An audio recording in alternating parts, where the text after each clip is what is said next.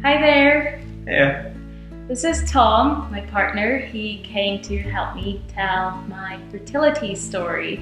You can watch my fertility story by clicking here. So picking up where I left off last time, as soon as I found out that I had fertility issues and I might be virtually infertile, I basically told Tom. And of course I was really upset for Jofi because it of course affected her a great deal. But on the side of having children, it's not really something I'd ever thought about. And besides, I always thought that in the future I'd have no issue with adopting whatsoever. Yeah, because you weren't that keen necessarily on having kids before, were you? No, I mean, my family always joked that I'd said so I really had no plans to have them at any stage. Yeah, but I mean, I was happy that Tom was open to the idea of adoption because I said that to him too. That I personally, I was open to adoption or egg donation.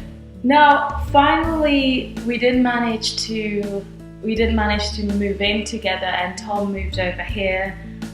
So it was obvious that we could finally have a go and properly live together and be together. Before we started living together properly, I did say to Tom, you know, the doctor told me that I have 1.5 years for this project through IVF. If I ever want to have kids, then in 1.5 years I should try for IVF. And even though I didn't really believe in it, because when the doctor told me about that option, he did say I have about 10% chance, which to me just translated to 90%. It's not going to happen, so what's the point? But still, I felt I would be silly if I didn't at least give it a go. So I told Tom, I have this one opportunity and it's pretty soon. I'll have to get started in 1.5 years. So, you know, if we're gonna be together, then is he okay with that, in trying for that in that short period of time? And although perhaps I've never really envisaged having children at any time soon or something like that, I knew that the person I would want to have children with was Jofi. So if that was the way we'd manage it, then it seemed the only real solution to me. I was really surprised by that, because for me 1.5 years sounded like a really short period of time, but I was happy that you were open to it. Fair enough. So everything went really well with regards to living together. Months went by and I guess I kind of had a bit of an epiphany and said, well, look, why don't we stop using protection, and if a miracle happens, then so be it. It'll be just that. For me, that was a really bittersweet thing. Well, obviously it was nice to stop using protection, but it was kind of bittersweet because I was really happy that Tom was open to the idea of miracles happening, and it was really exciting and it was super sweet. But on the other hand, I really did not believe that miracles could happen. I really believed the doctor when he said that this is not really going to happen naturally. So for me, it was more like resigning myself to the idea of, nope, this cannot happen, and we might as well stop using protection because it's not like we're in any danger of getting pregnant. So not a lot of months went by. In fact, I think about 2 months of us completely stopping using protection went by.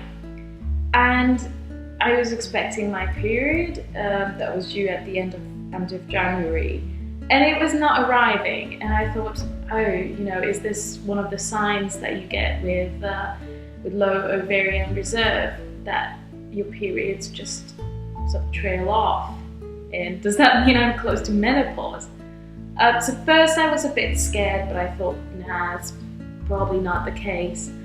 And then just when it was just a few days late, I did start to play with the idea of, oh, this is actually quite nice. I can just play with the idea that maybe I'm pregnant, and that's really sweet, and wouldn't that be lovely? And I kind of allowed myself that fantasy because I knew it couldn't be more than a fantasy. And then 10 days went by after my period would have been due. And I didn't tell Tom this. I didn't say. And I was starting to get suspicious, but I just felt so silly going down to the shop for a pregnancy test, because I thought, I can't get pregnant naturally. Why am I kidding myself by buying a pregnancy test? It's completely useless. But then I did say to myself, this was, I think, on a Thursday, I did say to myself, well, I am going to test for it on the weekend. But then I realized I wanted to go for a run that evening, where I really wanted to do some bursts, because I was preparing for this big run, this big annual run in Budapest. And I thought, okay, well, I should make an informed decision about actually going on that run, and however silly I feel about it and however pessimistic I am, I should go down and buy that pregnancy test. So I did, and this was at work. I actually nipped out from work to the shop and got the pregnancy test back, and I took it at work 2 hours before I was to finish, and it was the longest 2 minutes of my life. I don't think it was even 2 minutes though. After about a minute, I started to see a very faint other line, and my first reaction was just complete shock. As I said in my previous video, I really didn't think that this was going to happen to me soon, even when I thought I could have children. And especially when I got told that I couldn't really conceive naturally, I thought this was never going to happen to me. So for it to happen so suddenly, and there being that line, it was just a shock, and I didn't know what to think or what to. I mean, it was wonderful, but it was terrifying at the same time. This has happened. And how could this happen? Also, I was just not sure what Tom was gonna say, because this was really soon for us. So those 2 hours I still had to spend at work were the longest working hours that I ever had to do. And then I went home. We're gonna do a shop together, but I told Tom, no, I wanna meet you at home. Can I meet you at home? So he said like, okay, he messaged me back. So then Sophie came home, and I could tell immediately that she was somewhat flustered. She wasn't her normal self. And bizarrely, my first thought was that something must have gone wrong at work, but that's crazy because they all love her there and that sort of thing. And but basically, because I just went through I just came in and I just put my hands on the chair and I just looked straight ahead, and Tom came up and said, he realized there was something wrong, or was that there was something, and he just said like, what's up? And I said, this couldn't happen. I was told this could not happen. This could not have happened. And he was like, well, what couldn't? And then just after I'd said it, in about a period of 1 second, Sophie repeated over that this wasn't supposed to happen. And you asked what, and I said, you know what. And in that sort of then second, I kind of had this dawning realization about what it must be concerning. And although I'm, I guess, talking about it a lot here, at the time all I could manage was a sort of elongated as a sort of perhaps rather silly grin sort of spread across my face. That was from ear to really ear. surprising, yes. For me it was incredible, because he just sort of like looked stunned, but then this huge grin emerged on his face. And I think I kind of collapsed in a chair after making a bid to comfort Jofi. You did. You sort of like just went like. That's how you sat for about 2 minutes.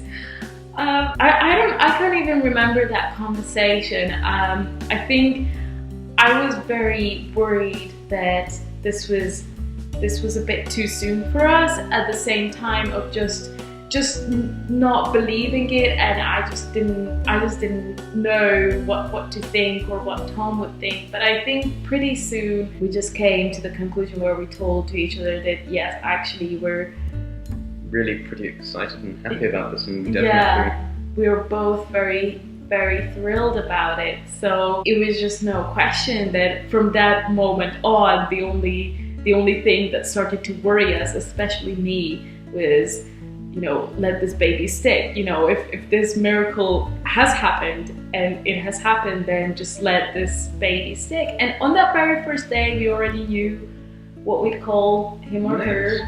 I had a preferred boy's name, and you had a preferred girl's name. I had a preferred girl's name. So we just decided to let those be the names. Yeah, it was great. And in the next morning, just to be sure, we went out to a shop again that evening. Yeah. Well, we still need to do this shop that's been put off from earlier. But this time an extra item was on the list. Yeah, we bought another pregnancy test. One that perhaps I never thought I'd buy. But we did, and I took it the next morning, and that was a strong red line. So that's how this story began. Incidentally, when we got back from the shop, we decided to watch Juno. because I said, let's watch a pregnancy film, which perhaps is an unusual reaction, and I don't think I'd ever seen it. No. So it made sense, and I suddenly seemed far more pertinent. Yeah, it was fun. It was a very odd and fun evening, and one I don't think we'll ever forget. It's true.